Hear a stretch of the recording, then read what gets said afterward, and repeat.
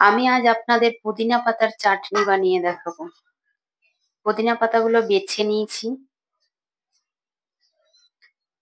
এবার ধুয়ে কেটে নিয়ে আসবো। আমি পুদিনা পাতাগুলো ধুয়ে কেটে নিয়ে চলে এসেছি। এরপর একটা মিক্সিং জারে পুদিনা পাতাগুলো নিয়ে নেব। এর সাথে নিয়েছি 3-4টা কাঁচা লঙ্কা আর নিয়েছি তেঁতুল।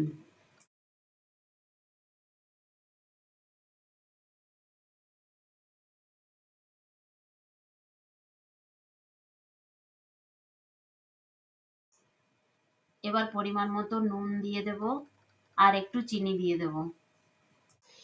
এবার একটা পেস্ট বানিয়ে নেব। আমার পুদিনা পাতার চাটনি রেডি হয়ে গেছে।